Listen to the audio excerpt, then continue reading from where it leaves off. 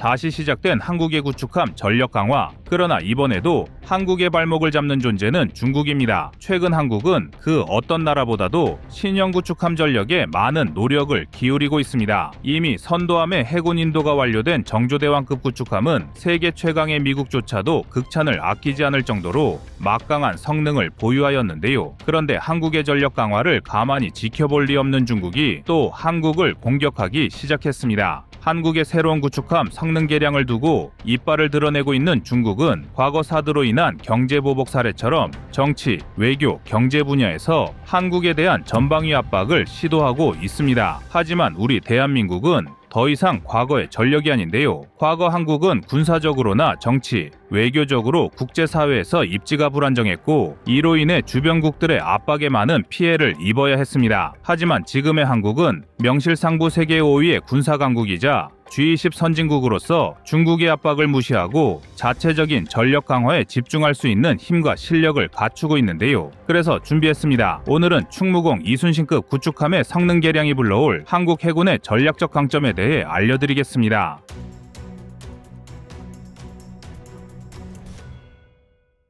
만재 배수량 1600톤의 세종대왕급 구축함과 만재 배수량 12,000톤의 정조대왕급 구축함이 전력화되면서 한국은 명실상부 대양해군으로의 면모를 착실히 갖춰나가고 있습니다. 곧이어 탄생할 KDDX까지 포함하여 18척의 구축함을 편제한 기동함대 사령부의 창설은 한국 해군의 강력함을 보여주는 상징적인 부대가 될 것인데요. 그런데 이러한 한국 해군의 전력에는 충무공 이순신급 구축함이 자리하고 있습니다. 충무공 이순신급 구축함은 2000년대 초반부터 전력화가 진행된 만재 배수량 5,500톤의 구축함으로 최신형 기술을 탑재한 정조대왕급 구축함에는 한참 못 미치는 것처럼 보일 수 있지만 한국 해군이 대양 해군으로 첫 발을 내디딘 시작점이었다는 점에서 나름의 의의를 가진 함정입니다. 일례로 충무공 이순신급 구축함은 2009년부터 소말리아 해역으로 파병되는 소말리아 해역 호송전대의 주력으로 활약하고 있는 군함입니다. 청해부대는 3호 주얼리호를 구출한 아덴만 여명작전을 비롯하여 한진텐지노 구출작전, 리비아 교민 철수작전, 프라미스 작전 등에 참여하여 우리 국민들의 생명과 국제사회의 안보를 수호하는 임무를 수행하고 있는데 충무공 이순신급 구축함이 이러한 부대의 주력 함정으로 작전에 투입된다는 건 그만큼 우리 대한민국의 해외 임무에 있어 매우 중요한 전력이라는 것을 의미합니다. 비록 더 큰 배수량의 후속 구축함들이 연이어 전력화되고 있지만 여전히 충무공 이순신급 구축함은 한국 해군에게 없어선 안 될 존재인데요. 이러한 충무공 이순신급 구축함이 또 한 번의 성능 개량에 착수할 예정입니다. 이번 성능 개량은 기존에 노후화되어 있던 외산 시스템을 국산 시스템으로 변경함으로써 최신 장비를 활용하여 작전 수행 능력을 대폭 향상시킬 예정이며 특히 과거부터 노후화 문제로 시스템 다운이 잦았던 전투체계가 대폭 개선될 계획입니다. 충무공 이순신급 구축함의 전략적 중요성에는 SM-2를 활용한 방공 임무가 있는데 적의 미사일을 빠르게 추적하고 요격해야 하는 작전 상황에서 전투체계가 이를 따라가지 못하면 원활한 임무가 어렵습니다. 따라서 한국은 충무공 이순신급 구축함에 센서와 무장체계 등을 담당하는 전투체계를 최신형 국산체계로 변경하여 표적 처리 능력과 정보 처리 속도 등을 한층 더 신속하게 개선할 방침이며 이러한 성능 개량은 적성국의 미사일 위협에 안정적으로 대응할 수 있는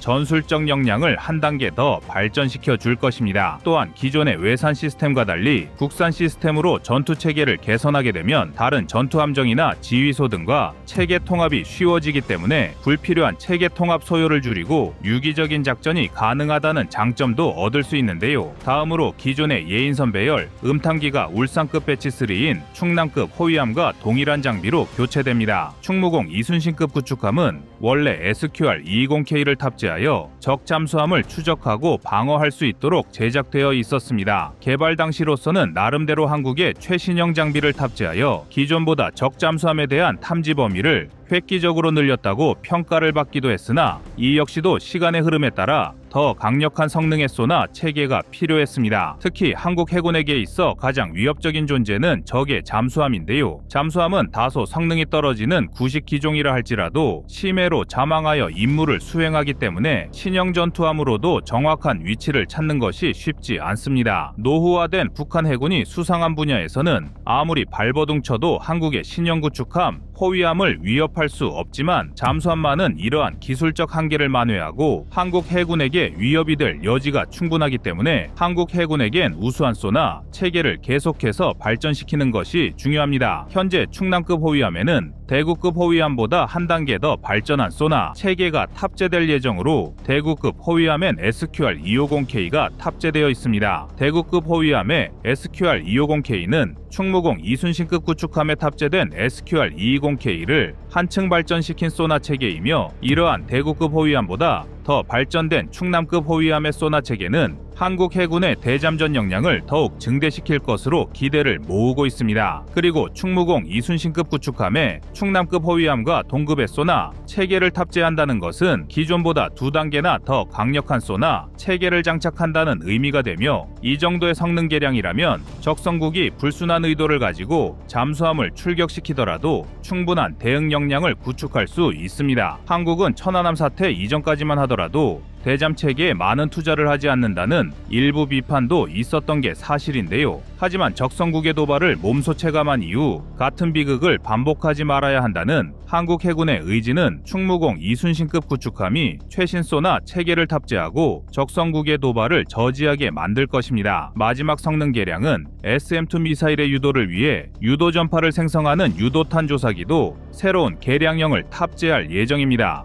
현대전장에선 미사일의 유도 능력이 매우 중요합니다. 제 아무리 미사일의 사거리와 파괴력이 좋아도 표적까지 정확하게 유도하지 못한다면 제 성능을 온전히 발휘하기 어려운 것이 오늘날의 미사일인데요. 과거의 한국은 이러한 미사일 유도 능력이 부족했지만 현재는 대지, 대함, 대공에 관계없이 우수한 미사일 제조 능력과 유도 기술을 가지고 있습니다. 그리고 이러한 기술력을 바탕으로 최신 기술이 적용된 유도탄 조사기는 기존의 충무공 이순신급 구축함보다 더 뛰어난 유도 능력을 제공하고 방공 임무 역량을 높여줄 것입니다. 충무공 이순신급 구축함은 도입 당시 SM-2를 도입함으로써 한국의 방공 능력을 한 단계 더 높여주었다는 평가를 받는 함정인데요. 지금도 이러한 구축함은 함대의 방공 역량을 좌우하는 중요한 전력입니다. 이러한 충무공 이순신급 구축함이 SM-2의 유도 능력을 새로운 국산 체계로 높인다는 것은 유지, 보수, 관리의 효율성을 높이고 적의 미사일, 전투기에 대한 대응 능력을 높이는 두 마리 토끼를 잡을 수 있습니다. 그리고 이처럼 충무공 이순신급 구축함의 성능이 개량된다는 것은 한국 해군에 있어 매우 중요한 일입니다. 한국은 주요 구축함을 모아 기동함대 사령부의 창설을 준비하고 있습니다. 이제 기동함대 사령부의 창설까지는 채 한 달도 남지 않았는데 한국이 창설하는 기동함대 사령부의 핵심 전력이 바로 충무공 이순신급 구축함입니다. 한국은 건조가 진행 중인 정조대왕급 구축함과 개발 중인 KDDX까지 모두 전력화를 마치면 도합열 8척의 구축함을 각 6척씩 나누어 기동함대 사령부 예하전단에 편제할 계획입니다. 그리고 6척을 보유한 충무공 이순신급 구축함은 각 전단에 2척씩 배치되어 임무를 수행할 예정인데 아직 정조대왕급 구축함의 1번함까지만 전력화가 진행된 한국 해군에게 있어 각 전단 별로 2척을 완편할 수 있는 충무공 이순신급 구축함의 전략적 가치는 절대 낮지 않습니다. 향후 정조대왕급과 KDDX가 모두 전력화를 마치면 2성급 자원으로 물러나게 될지 모르지만 그때까지는 충무공 이순신급 구축함의 활약이 절실한데요. 그렇기 때문에 충무공 이순신급 구축함의 성능을 계속해서 발전시키고 유지하는 것은 한국 해군의 전체적인 전력을 유지하는 데 필수적입니다. 그러나 이러한 한국 해군의 전력 강화는 일부 주변국의 반발을 불러오고 있습니다. 중국은 한국 해군의 전력 강화를 두고 동북아시아의 불필요한 군사적 긴장감을 높인다는 비판을 내놓고 있으며 수시로 경제적 보복을 운운하고 있습니다. 이러한 중국의 망발은